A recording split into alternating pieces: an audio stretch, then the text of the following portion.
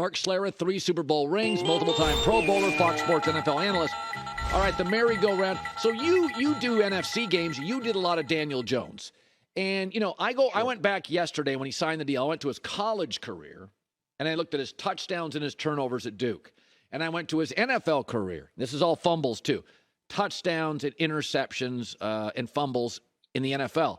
He's about a 1.5 to 1 guy. That's just his college and pro career. So I think Brian Daboll squeezed about as much juice as you could out of Daniel Jones. That's my takeaway. And that, maybe he's better with a little better protection and a number one. I'm not saying he can't go to 18 touchdowns or 20. But, Mark, I've seen a lot of him in college and the pros. I don't see the next level. Do you? You did their games. You were in the booth. You saw the entire field. Yeah, I think there's a couple of things. One, Colin, you look at the overall talent of the New York Giants, and that was an unbelievable job of coaching by Brian Daboll, because when you look at them talent for talent, they were the least talented team that made a playoff run. Sure. You look at their wide receiving core, like there was a lack of pure talent there. And so you've got to give some credit to the coaching staff. You also have to give credit to Daniel Jones. I understand only 5 interceptions, only 15 TDs, but he had 7 rushing TDs. And this was a quarterback that really became more of a running threat than he was a pure throwing threat. Now, I think the issue that you get into, Colin, is that a sustainable form of offense in the National Football League? Obviously, it's been something that has been a transition, if you will, throughout the course of the league and the way young guys are coming into the league right now. But is that the guy you want to spend $40 million a year on? Is it sustainable? I think it's the same question that they have in Baltimore right now. Is that style of offense conducive to winning championships and keeping a quarterback healthy long time?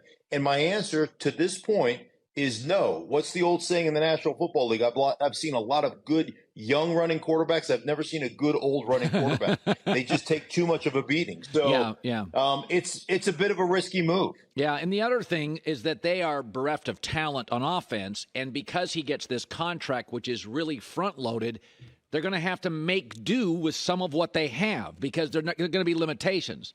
So where in Baltimore, if you sign Lamar, you may not be able to go get any other free agents, but I still like their personnel by and large. New York's got to rebuild this offense, and now there'll be limitations. So let me ask you about Aaron. You've texted before and talked to Aaron before. You know this whole situation. A lot of stuff is coming out that Green Bay is done with him. My guess is that's not coming from Aaron. That's coming from multiple respected reporters. That's Green Bay stuff. They want that out to the market. They're getting used. They're over it. This morning, if you're Green Bay, you've seen a little Jordan Love. Are you comfortable moving away from an aging but still talented Aaron Rodgers? Would you be comfortable? Yeah, I think the parallels are so similar, Colin, in what happened with Brett Favre toward the end of his career, where he didn't show up to OTAs, he didn't show up to the offseason, he didn't show up to any of that stuff. So Aaron Rodgers was the guy that was getting all the repetitions. And now it's the same with Aaron Rodgers, right? So he wants to be in Malibu. He wants to go on these retreats. He wants to do different things. More power to him. The guy has been one of the best quarterbacks we have ever witnessed. Well, during that time where he's not available for some of those things, Jordan Love is the guy taking over. And I had a conversation with Aaron Rodgers about 5 weeks before the end of the season as they were playing the Chicago Bears, and just talked glowingly about the improvement that Jordan Love had made and the fact that the Green Bay Packers went back and got his first quarterback coach, Tom Clements, when he came to Green Bay, who really taught him the game of football and really taught him how the defensive front and the front seven really dictate what the back end coverage is, and how he had a deeper concept or a deeper grasp of defensive concepts. And this Tom Clements is the guy that really helped him become the quarterback that he is. And they brought him back, and he's been working exclusively with Jordan Love. And Aaron told me flat out that Jordan Love's improvement year over year from the year before through to what he did last year was night and day, how he was dominating scout team and how he was owning the scout team. And those are the things that, give you a glimpse into what a guy might be able to be. And so I think Green Bay has seen enough of Jordan Love, where a couple of years ago they said, we've seen enough of Jordan Love, we can't move off of Rodgers, to now they see the maturity and saying, hey, man, we see enough of Jordan Love, and maybe now's the time, just like at one point over the course of their careers and over the course of the history of the Green Bay Packers, they said the same thing about Aaron Rodgers in regards to moving on from Brett Favre. Yeah, it's interesting. The Lamar Jackson situation's interesting. So I thought a mistake he made early was having his mother be his agent, because my argument is, Mark, when you have an agent, he has a collection of very good players. You've had agents. I've got agents. You and I have to, so we don't have to negotiate with our superiors or bosses. When you have an agent, it protects you, because agents have a lot of players, so you're not going to get called out by owners and GMs because they may want some of that agent's players. When your mom's your agent, Lamar gets that contract yesterday, and immediately other GMs are like, not interested in Lamar. Well, they can say that because he doesn't have an agent. They don't care if they offend, his mom. Now, some people are like, it's collusion. I think my takeaway is the Cleveland Browns signed a contract with Deshaun that was a bad contract. And the Ravens and the rest of the league are saying, this isn't collusion, it's a conclusion. We're not guaranteed we're not doing this. We're not letting the Browns dictate the market. And a lot of people are pushing back as, why is everybody banging on Lamar? He's going to get money from somebody. We all know that. But what did you make of the other teams like Miami, Atlanta came out immediately, not interested? That some people didn't like that. Your thoughts? Yeah, I mean, I understand that people don't like it. The reality of the situation is, like, there is a chasm of $100 million between what Baltimore is offering in guarantees and what Lamar wants in guarantees. Now, I don't care who your agent is. They're not going to jump over $100 million chasm, right? That's too much money. Right. It's like, okay, now you've hired an agent. Here's your extra $100 million. That ain't happening. So that part is faulty. But I think there's a couple things that go into this. I think there's enough questions about Lamar's system of offense that they run. Remember, when they left from Joe Flacco, and when Joe Flacco got injured and Lamar took over, they completely changed that offense. And I remember talking to Joe Flacco about this, going, well, people have criticized you for not really mentoring Lamar Jackson. He goes, this is an offense I don't even know.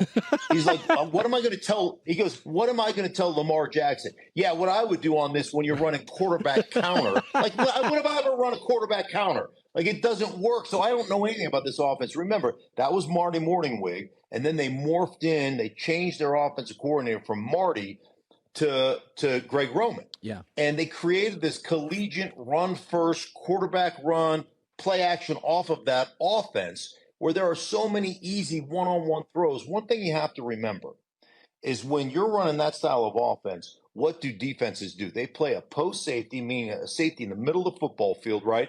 They bring an extra safety down, make an 8-man box. What that tells you is you're getting either cover 1 or cover 3, meaning the outside access against the cornerback is wide open. It becomes, any vertical route becomes man. So you're always getting a similar or the same defensive style on the outside. So it creates some easy throws for your quarterback if you can run it like that. But how long is that sustainable? How long can you do that as an offense? I think the other teams are looking at this going, hey, if we get Lamar, what are the odds that he morphs into a traditional style throwing quarterback? Or what do we have to change our incomplete style if we don't have the personnel to change that? Like, there are a lot of questions that you would have to ask yourself if you're a GM or if you're a head coach. No, I think, Mark, that's really interesting, is that the downside to being unique, and Lamar is unique, you just don't fit many places, right? It's Lamar, you have to go all in on this style of offense.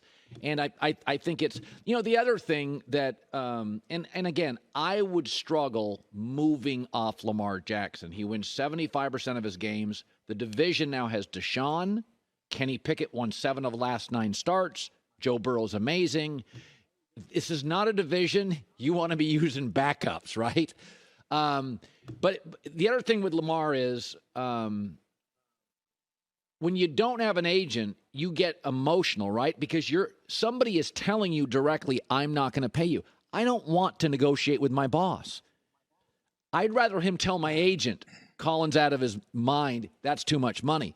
I wonder if that's part of it. But Lamar now is taking this stuff personally because he doesn't have an agent to deflect all this stuff. Yeah. I would imagine also, Colin, that Lamar is going to go out there and feel what that market feels like. And this is Baltimore's way of saying, hey, listen, like we'll match a legitimate offer, right?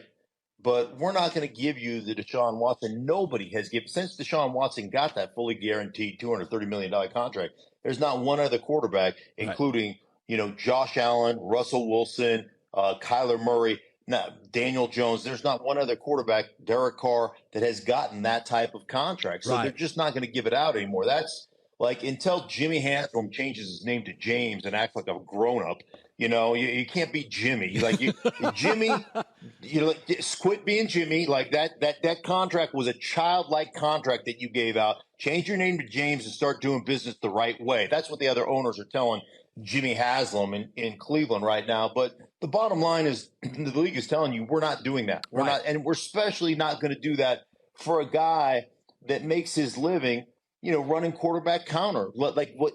And I'm telling you, you're 100% right. He's one of the most unique talents you'll ever watch, and he's an incredible talent. But again, is that a sustainable form of offense? He's already missed parts of the last 2 seasons because of that style of offense. Good stuff, Mark Schlereth. Good seeing you, buddy. Hi, everybody. Thanks for watching. Subscribe here to get the latest from the show. Also, be sure to check out more of the best clips from The Herd or go watch a few segments from other shows on FS1.